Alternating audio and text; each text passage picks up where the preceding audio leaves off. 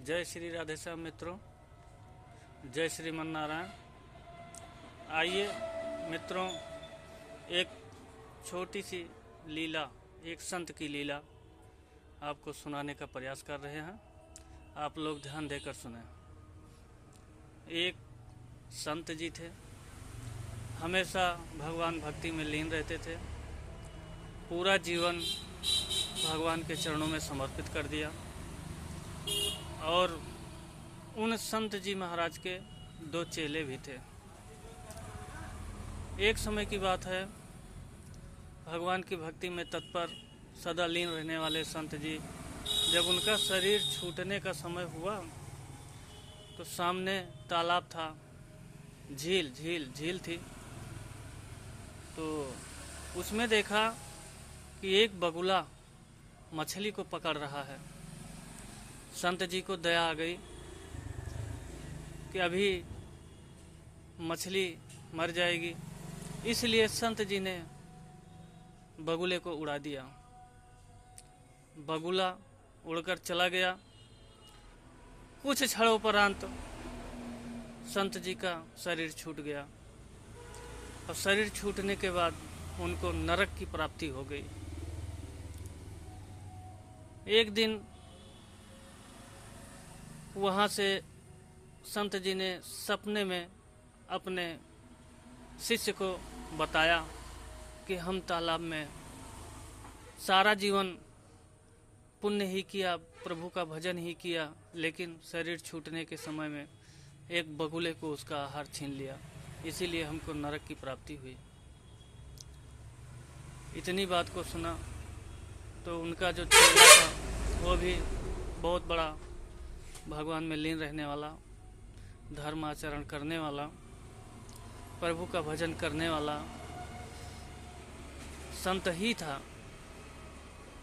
तो उसका भी अंत समय आया तो उसने भी उस बगुले को उड़ा दिया।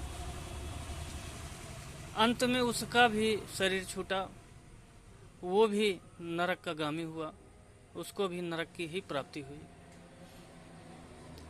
कुछ दिन के बाद जो उसका गुरु भाई था, उसका भी अंत समय नज़दीक आया और वही बगुला फिर आया, फिर मछली पकड़ने लगा। तो इसका जो गुरु भाई था वो बोला, हे प्रभु, आप ही बगुला हो, आप ही मछली हो, हम नहीं जान पाए, इसलिए आपकी जो इच्छा आप करो। इतना कहा उसके बाद में उसका भी शरीर छूट गया। ये प्रभु के लोक में चला गया, सीधा गोलोक धाम का उत्तराधिकारी बना। तो वहाँ पर इनसे पूछा गया कि ये बताइए प्रभु जी, वो संत जी पूरा जीवन आपका भजन किए, लेकिन अंत में उनको नरक का गामी होना पड़ा, इसमें बात क्या है?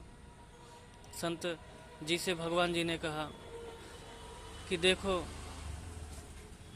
वो बगुला भूखा था और मछली ही उसका आहार था, आप उससे आहार छीन लिए, वो भूखा तड़प तड़प कर मर गया, इसलिए आपको नरक का गामी होना पड़ा।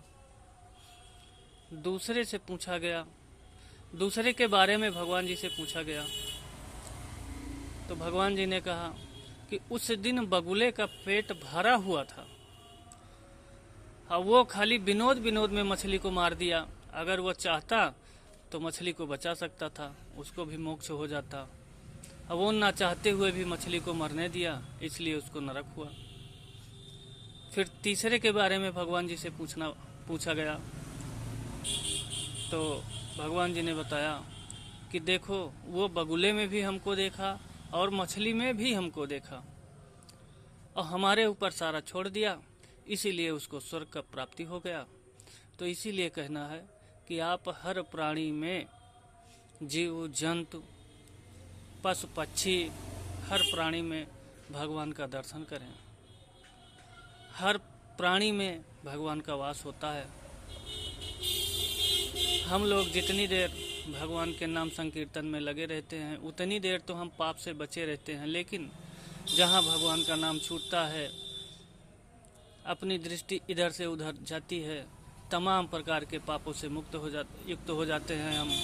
पाप अनाद आवश्यक ही पाप होने लगता है। तो इसलिए हम आप सभी लोगों से यही कहना चाहते हैं कि हमेशा भगवान का भजन कीजिए, भगवान का चिंतन कीजिए। भगवान में ही, हर आदमी में, हर प्राणी में, हर पशु पक्षी में ही भगवान का वास है। हर प्राणी में, हर जीव जंतु में भगवान को देखिए, सब में भगवान है। जय श्री राधे श्याम मित्रों, जय श्री।